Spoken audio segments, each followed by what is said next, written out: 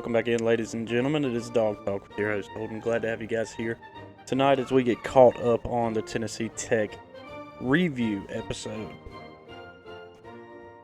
So, for most of us that probably weren't able to watch the game because this was on either SEC Network Plus or ESPN Plus, we're going to give a little bit of the recap of the game. Most people, by about halftime, you kind of started to tune out a little bit, but nonetheless, Dogs look really good in this football game. The final of this one tunes up to the tune of 48-3. We didn't really do any predictions, I should say, last week. Going through the episode with Hunter there, kind of coming into game time, I was thinking this is like a 55-0 kind of game. Came close to it, not quite. Did let Tennessee on the board there at the end with a kick. Tennessee Tech, I should say. You'd hate to offend the other Tennessee team, but anyways, 14 in the first, 10 in the second, 21 in the third, and 3 in the fourth to give Georgia 48. And again, late in this football game is when they got the field goal. Tennessee Tech really, as time was kind of expiring there, makes it 48-3, getting on the board. Good football game for Carson Beck in this game. 18 for 25, 242 yards, 5 total touchdowns coming from Carson Beck in this game. Very, very nice. I think every single one of these touchdowns came in the first half too, and again, all coming through the air. There was only one touchdown on the ground in this one, and that one went to Branson Robinson, which I believe was late in the fourth quarter. That might have been the third quarter, late, about halfway through the third quarter, actually. But Dylan Bell getting in on the action with a touchdown. Colby Young with his second touchdown in the Georgia uniform. Peyton Woodring gets a kick there at start of the second quarter, making it 17-0. Dominic Lovett with a touchdown catch. Arian Smith with a big 50-yard touchdown pass from Carson Beck. Just getting into the third quarter, and then not very long after that, Lawson Lucky also with a touchdown pass, making it 38-0. That would pretty much be the end of Carson Beck's day. Then we got a good bit of Gunnar Stockton in there, which I'd kind of been a little bit curious to see how things were going to go with Gunnar, because if Carson does go down for a play, whether a helmet comes out, what have you, we've got to have somebody back there that can back him up, like a true backup position where if something comes up with him, we need a guy there. And not seeing Gunnar get in those spots will kind of make you nervous. But the good thing is these first couple of games, we've had the opportunity to be able to get him in there and start to get to some reps, at least in this one. I can't really remember if we saw him very much at the end of the Clemson game.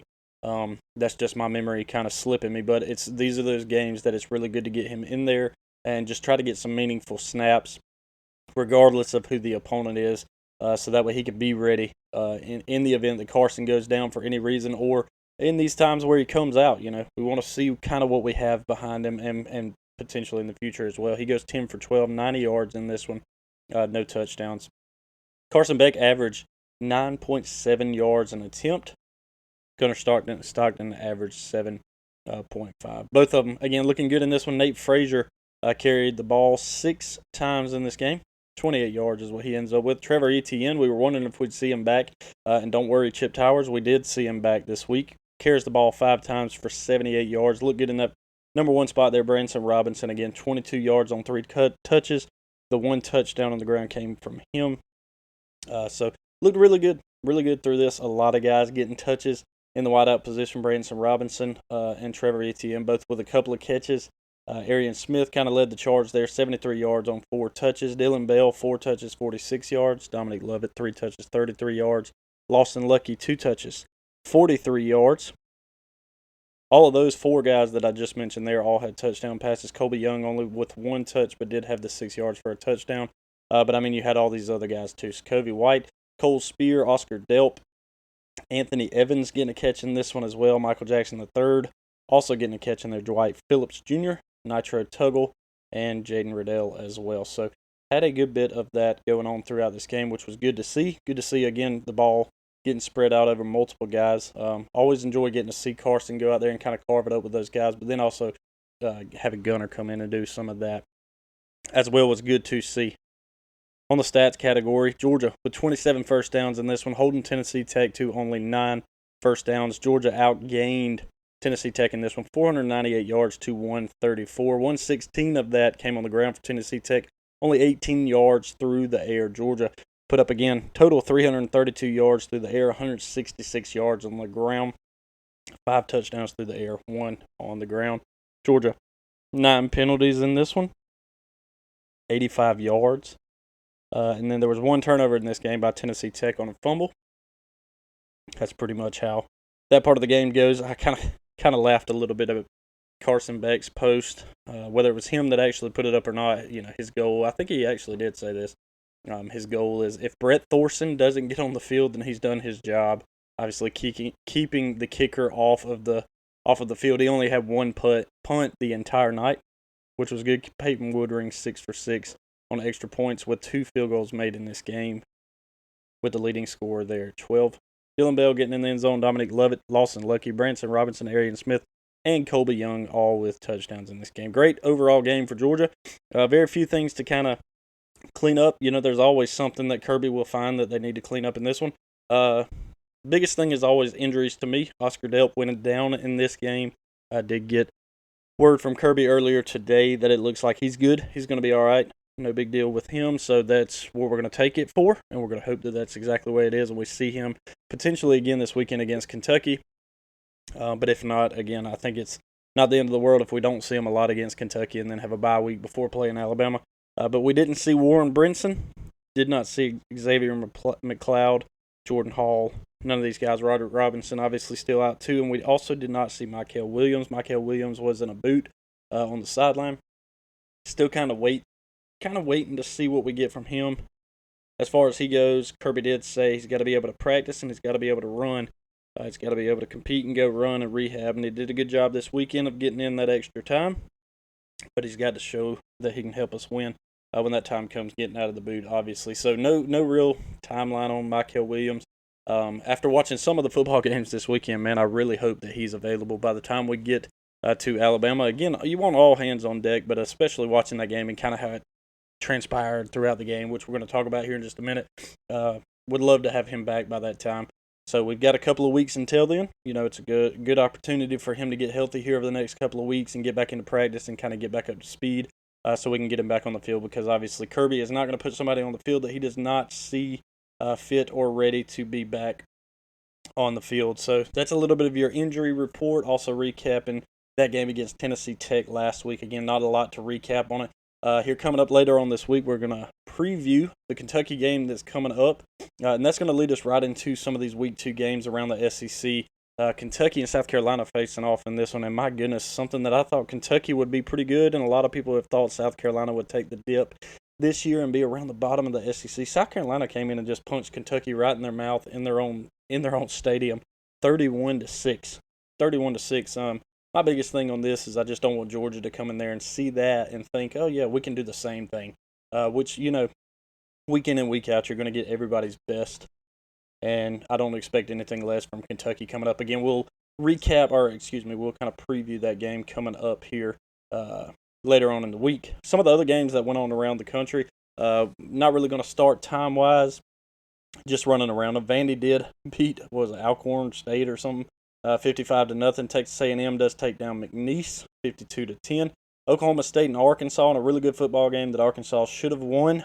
Kind of poor time management late in that game. They pretty much had the game in the bag and just essentially gave it right back to Oklahoma State. Oklahoma State wins that in double overtime, 39-31. I was impressed with the fight that Arkansas put up in this football game. Thought and kind of hoped maybe they'd be able to pull that one out and get a top 15 or a top 16, top 20 win at least, with Oklahoma State being ranked 16th. I thought they were ranked like 19th, but regardless, Oklahoma State does win that one. Oklahoma, for whatever reason, in a shootout against Houston, 16-12. Big barn burner there. They do end up winning it, though. Tennessee absolutely dismantling NC State, 51-10. Hunter and I kind of went through some of these really quickly before we got started, or before all of these games this weekend, and that was one I kind of felt like Tennessee was going to roll in this one. On the fourth, they do. That being NC State not being very good. I thought that last week, and Tennessee kind of proved that this week. Missouri continuing on the winning ways. Also moving up in the top 25 that we'll get to here in just a minute, but Missouri over Buffalo 38-0. Ole Miss over Middle Tennessee 52-3. LSU taking down Nichols 44-21. That game was a little bit tighter than I thought it would be for a good portion of that game, but they did pull away. Texas beats Michigan 31-12. Kind of expected that. Was hoping that it'd be a little bit worse than that, and it may have been able to.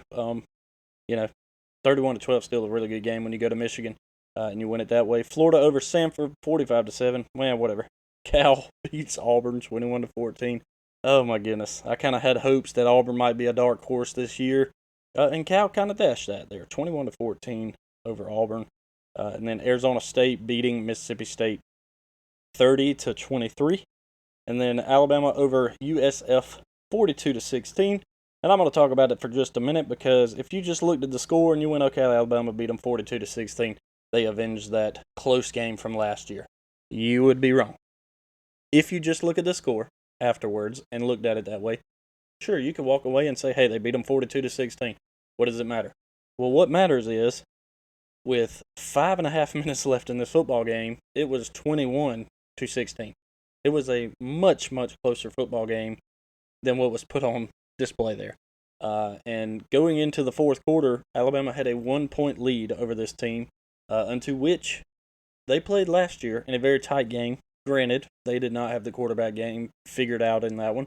Milroe didn't really play in it, and he played this entire game, and USF still somehow managed to be in this football game late into the fourth quarter before Alabama really got explosive in that last, again, 5.5 minutes, scoring, I think, 3 touchdowns in that last 5-minute span, pulling away with it 42-16, but it was a very, very close game and a good game to watch. It kind of told me a lot about Alabama kind of looking at it. It looks like they can be beat deep. It looks like you can rush that offensive line all day and all night and get home there. Again, Milroe can still beat you with his legs. That's probably one thing to look at. But as we all know, as Georgia fans, for whatever reason, Alabama plays the best football game they've ever played in their lives when Georgia comes to town.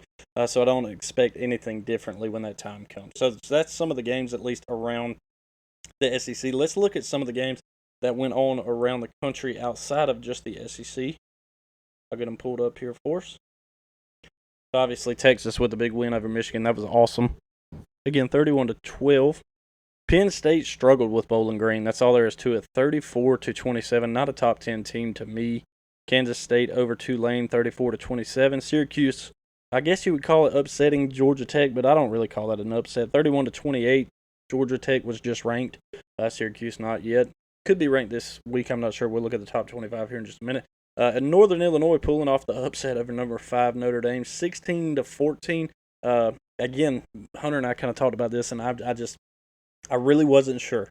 I said even after the win over Texas A&M that I'm not really bought into the fact that Notre Dame is good this year. They look better, they look improved, but I'm still not bought in on it. Now, that does not mean that I thought Northern Illinois would come in here and beat them.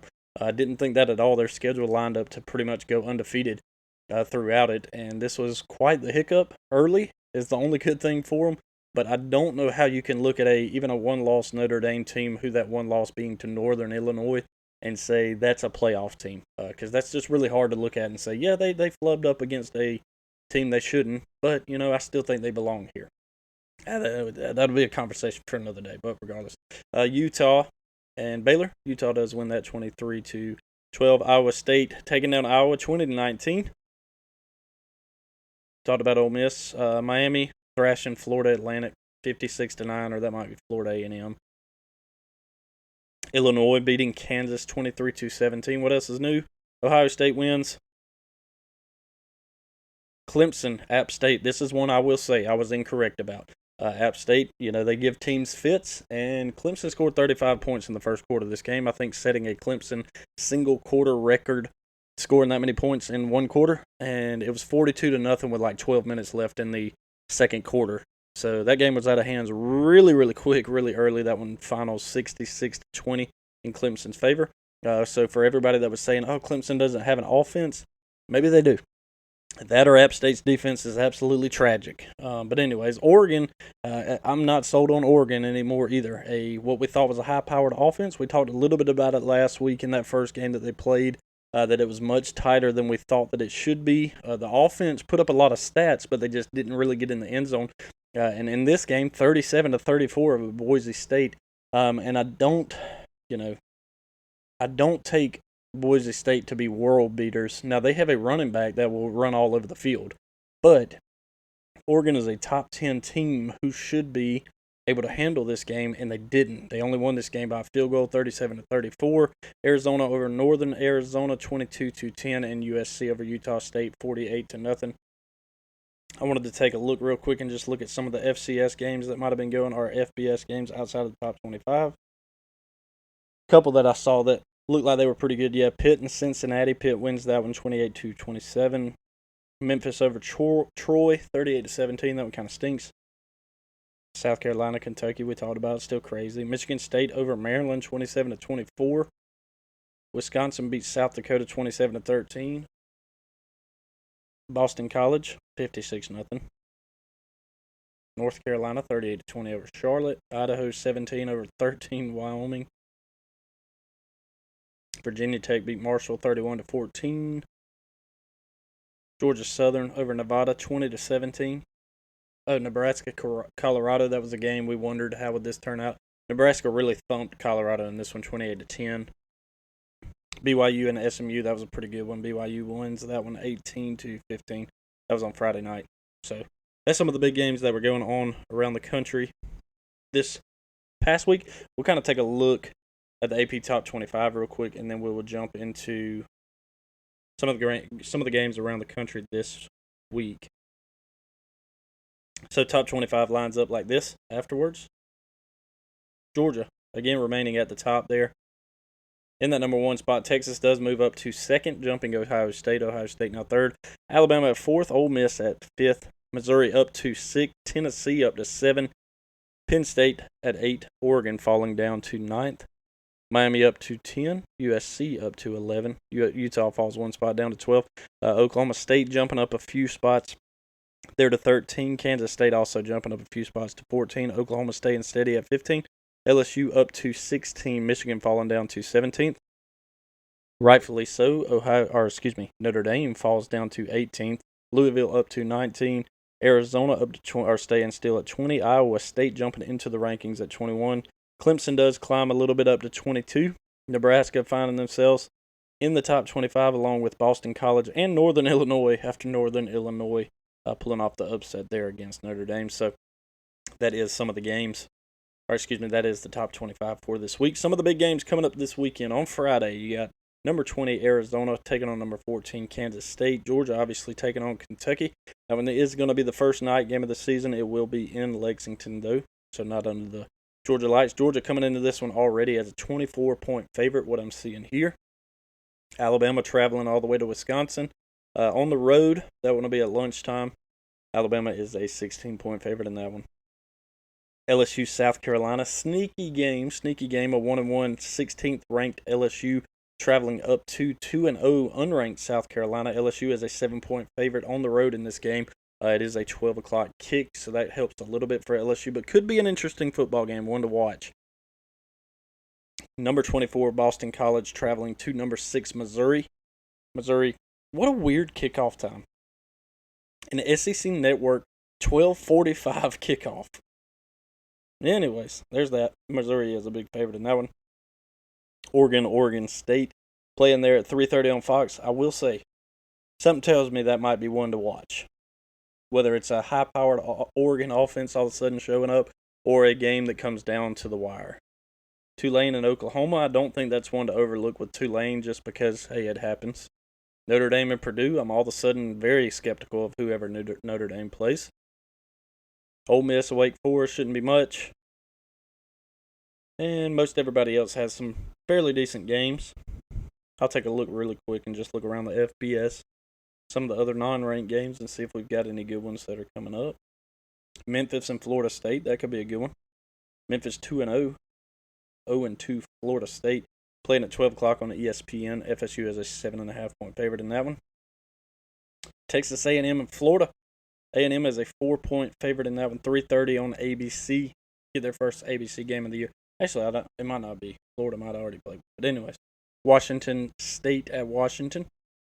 That one at 3:30 on Peacock. West Virginia at Pitt. That should be a good one as well. 3:30 on ESPN2. Troy traveling to Iowa. Iowa a big favorite in this one at 4 o'clock on Fox Sports 1.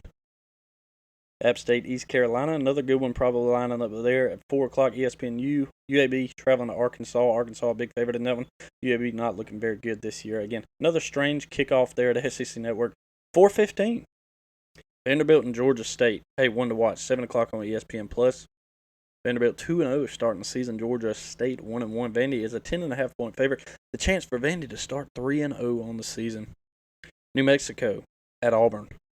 ESPN2, 7:30 p.m. Colorado State, 7:30 on CBS. UCF and TCU at 7:30 on Fox. 2-2-0 teams. TCU only 1.5 point favorite coming into that one. Maryland at Virginia.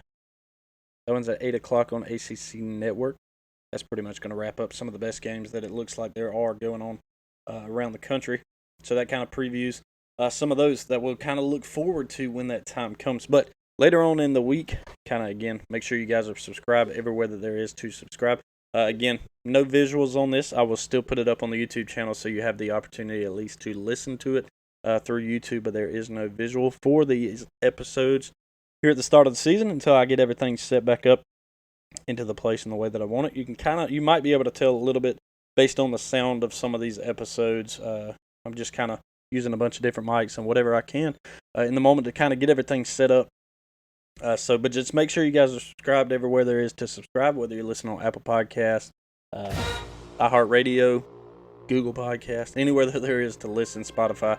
We would greatly appreciate that. And also leave us those 5 stars. We would appreciate that as well. But otherwise, we'll check in with you guys later on in the week where we will preview Kentucky. Go Dogs.